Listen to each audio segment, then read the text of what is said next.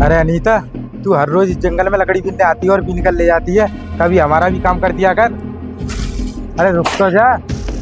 तुम लोगों को बिल्कुल भी शर्म नहीं है जो तुमने मेरी लकड़ियां गिरवा दी। कम से कम भगवान से तो डरो, तुम्हें उसका भी डर नहीं है। भगवान से? शायद तू जानती नहीं है गाँव किसका है, ठाकुर का है। और वो ठाकुर हम तू डरने की बात कर रही है तो सुन, ये ठाकुर किसी से डरते नहीं है बल्कि लोगों को डराते हैं। देखो, ये तुम्हारा घमंड है और तुम्हारा घमंड एक दिन नरक में तुम्हें जरूर ले जाएगा, और तुम्हें ही नहीं तुम्हारे पूरे परिवार को नरक में ले जाएगा। इसलिए मैं कहती हूँ सुधर जाओ। अगर तुम अपने परिवार को बचाना चाहते हो ना, तो हम जैसे गरीबों को सताना छोड़ दो। हम तुझे कहाँ सताते हैं, हम तो तुझसे बात करना चाहते हैं, लेकिन तुझे इतनी जल्दी है कि तू हमसे बात ही नहीं करना चाहती। देखो, मुझे जाने दो। अगर तुम रास्ते से नहीं हटोगे तो मैं चिल्ला चिल्ला कर लोगों को इकट्ठा कर लूंगी। अच्छा, तो तू लोगों को बुलाएगी, वो अपने आप को तो बचा नहीं पाते, तुझे क्या बचाएंगे। शायद तुझे पता नहीं हमारे बारे में लोग हमारी कितनी इज्जत करते हैं। इज्जत? वो भी तुम्हारी। वो लोग तुम्हारी इज्जत नहीं करते, वो लोग तुमसे डरते हैं। तुम्हें पता है लोगों को कौन डराता है? लोगों को डराते हैं कायर लोग, समझे तुम लोग?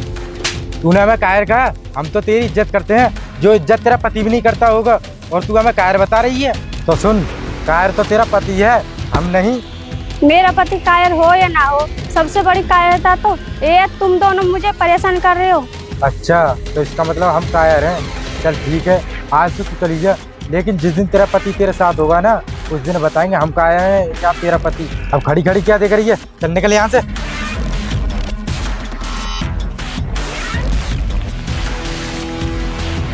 चल भाई।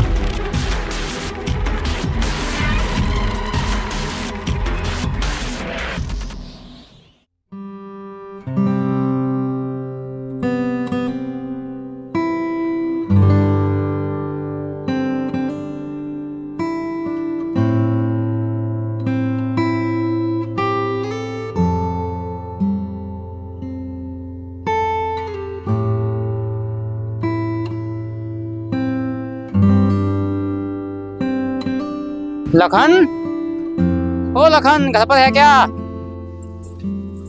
साहब, वो तो नहीं है यहाँ पे। अगर उनसे कुछ काम हो तो मुझे बता दो। देखो, मुझे उससे तो काम नहीं था, मुझे तुमसे ही काम था। मैंने सुना था आज ठाकुरों ने रास्ते में तुम्हें परेशान किया, क्या ये बात सच है?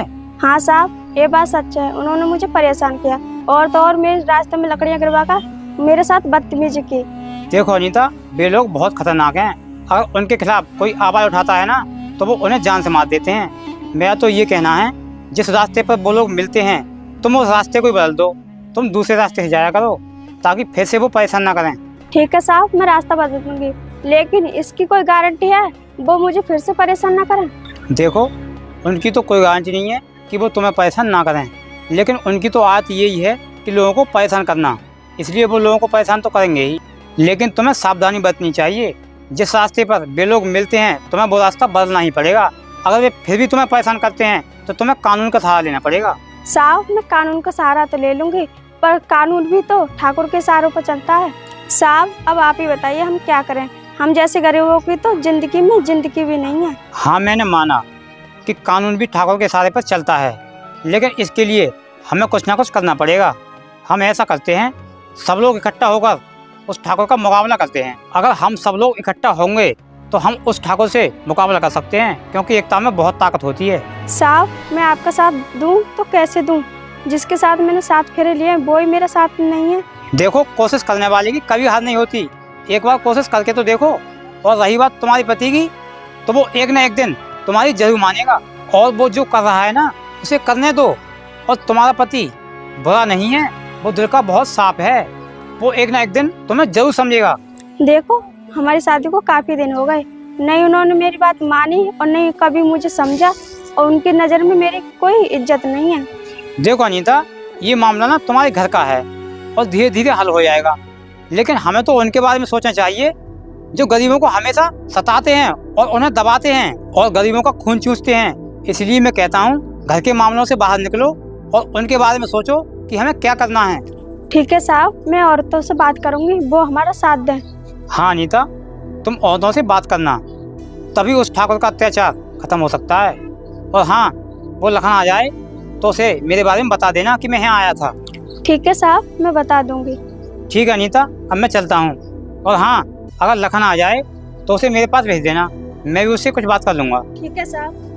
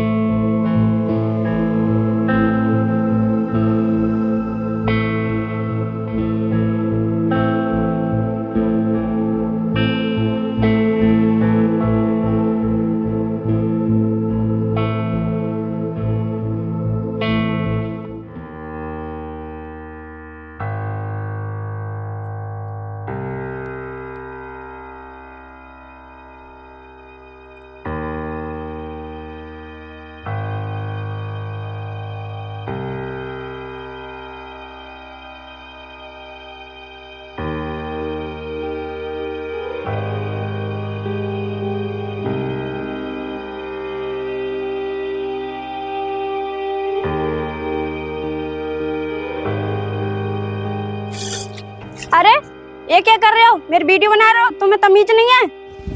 तमीज है तभी तो वीडियो बना रहे हैं। तू कह रही है हमें तमीज नहीं, बता हमें कैसे तमीज नहीं है।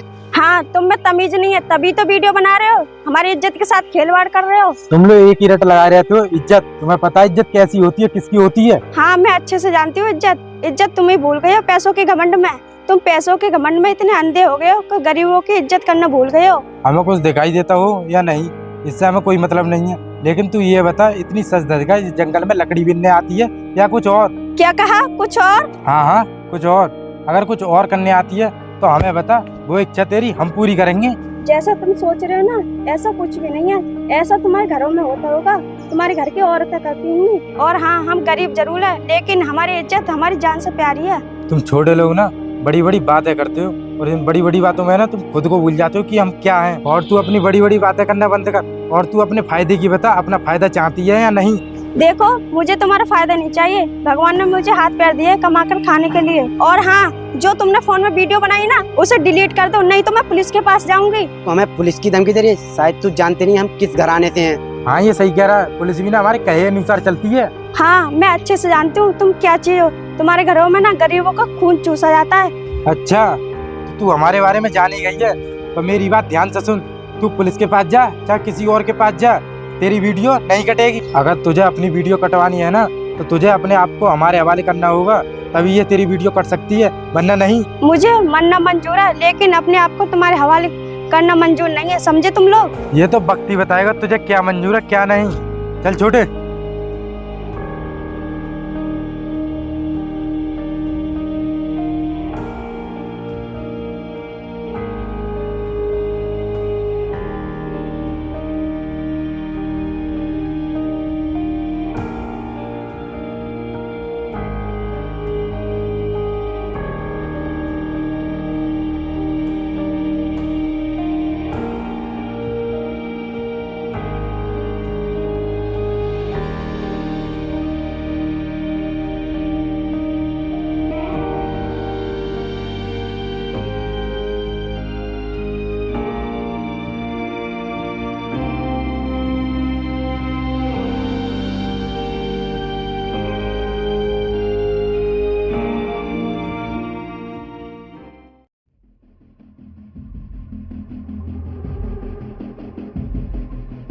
अबे ओ किशन, रुक।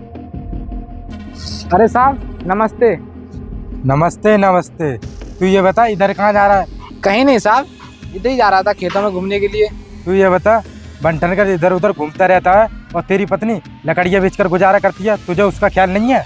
अरे साहब उसका मुझे पूरा ख्याल है, लेकिन हुआ क्या मुझे बताओ तो सही। अरे हुआ तो कुछ नहीं, तेरी पत्नी इधर उधर लकड़ियाँ बीनती रहती है। अगर तुझ पे उसका खर्चा नहीं उठाया जा रहा तो हमें बता। साहब खर्चे की बात नहीं है, वो है ना मेरी पत्नी ना मुझे पसंद नहीं है, वो मेरा कहना नहीं मानती है, इसलिए वो लकड़ी बेचकर अपना गुजारा करती है। अगर वो मेरा कहना मानेगी ना तो ये नौबत नहीं आएगी। तू एक बात बता, तू उसे पसंद नहीं करता है या वो तुझे पसंद नहीं करती? साहब मैं ही उसे पसंद नहीं करता, क्योंकि मेरी शादी ना मेरी पसंद से नहीं हुई है। अच्छा तो ये बात है, तेरी शादी तेरी बिना मर्जी की हुई है? हाँ ठाकुर साहब, मेरे माँ बाप ने उससे जबरदस्ती शादी करा दी, मेरी जिंदगी बर्बाद कर दी, लेकिन वो तो इस दुनिया से चले गए, लेकिन मेरी जिंदगी बर्बाद कर गए। अच्छा तो ऐसी बात है, तो तू ऐसा कर, उसे अपने घर से बाहर निकाल दे और दूसरी शादी कर ले।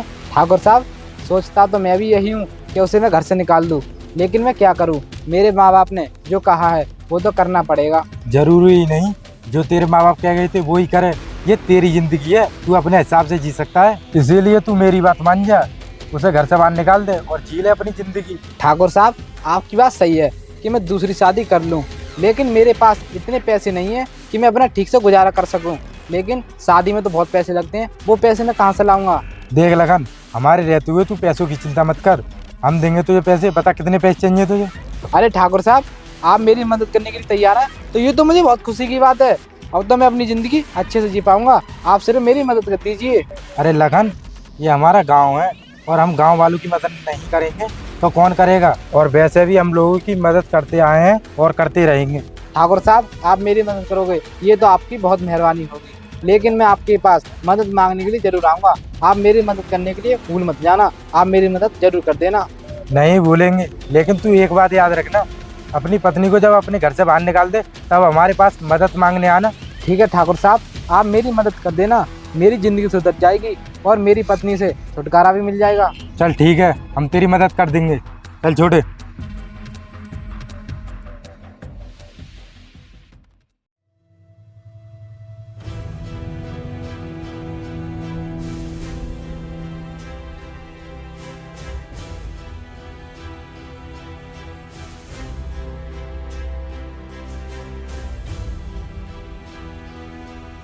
अरे आ गए आप ऐसा कीजिए, हाथ मुंह धो लीजिए, मैं खाना लेकर आती हूँ।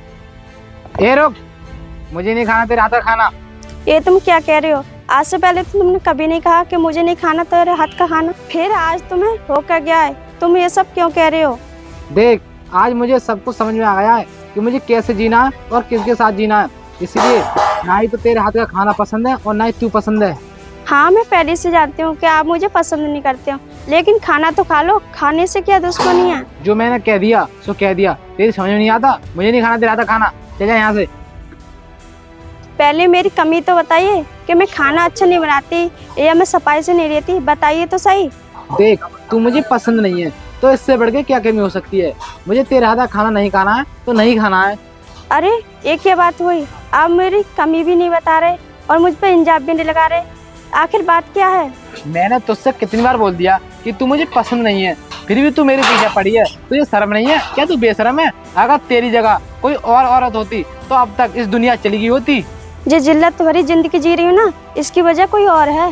और वजह? क्या वजह है मुझे तो बता। अगर तुम सुनना चाहते हो तो सुनो, इसकी वजह है तुम्हारे माँ बाप। तुम्हारी माँ ने कहा था कि इस घर को छोड़कर कभी मत जाना। मेरे माँ बाप ने तो कहा था, अब वो इस दुनिया में नहीं रहे, अब तो इस घर को छोड़कर चली जा। अगर मैं तुम्हारी जिंदगी और घर छोड़कर चली जाऊँ तब तो खुश रहेंगे, अगर खुश रहेंगे तो मैं चली जाऊंगी। अगर तुझे मेरी खुशी की इतनी फिक्र है तो देर क्यों लगा रही है, चली जाना। मैं समय इसलिए लगा रही हूँ क्योंकि हमने 7 फेरे लिए थे, उस समय हमने कुछ कसमें खाई थी। क्या तुम्हें एक भी कसम याद नहीं? तुम इस घर से मुझे जाने के लिए कह रहे हो? अरे कौन सी कस्में, कौन से वादे? इस दुनिया में लोग हजारों कस्में खाते हैं और हजारों वादे करते हैं, वो पूरा करते हैं नहीं ना, तो मैं कैसे पूरा करूं? चलो ठीक है, आपको कोई कसम याद नहीं तो मैं इस घर को छोड़कर चली जाती हूँ, आप खुश रहिए।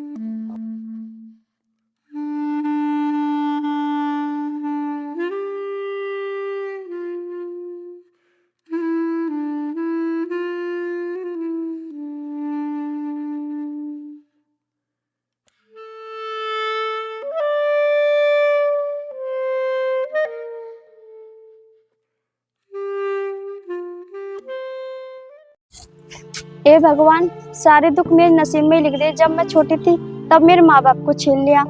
जब मैं बड़ी हुई, जब मैंने सोचा कि शादी होकर मेरे पति खुश रहेंगे, पर उन्होंने तो मुझे खुद से ही दूर कर दिया।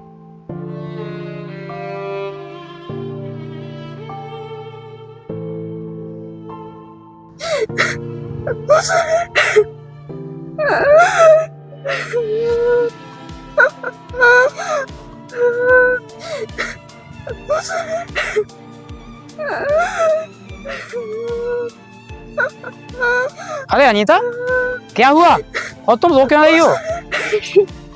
कुछ नहीं साहब, आप जाइए। अरे अनीता, अगर तुम्हें कोई परेशानी है तो मुझे बताओ। साहब मैं आपको क्या बताऊं, हम जैसे गरीबों की जिंदगी में तो परेशानियां आती रहती हैं, लेकिन मैंने ये नहीं सोचा था कि मेरी जिंदगी में इतनी बड़ी परेशानी आएगी। अनीता, तुम ये क्या कह रही हो? कौन सी परेशानी की बात कर रही हो तुम? मुझे भी तो बताओ। साहब आपको तो पता ही है, वो मुझे पसंद नहीं करते। आए तो उन्होंने हद कर दी, मुझे घर से निकाल दिया। क्या उसने तुम्हें घर से निकाल दिया? लेकिन तुमने उससे कुछ कहा नहीं। तुम चलो मेरे साथ, मैं उसे समझाऊंगा। देखो साहब, मैं उस घर में नहीं जाऊंगी। मैं उनसे कह के आई हूँ कि उस घर में कदम नहीं रखूंगी। देखो, तुम अपने घर नहीं जाना चाहती तो कोई बात नहीं, तुम मेरे साथ मेरे घर चलो। अगर लखन के समझ में आ जाएगी तो वो तुम्हें बुला लाएगा। अरे अनीता, क्या सोच रही हो? चलो मेरे साथ।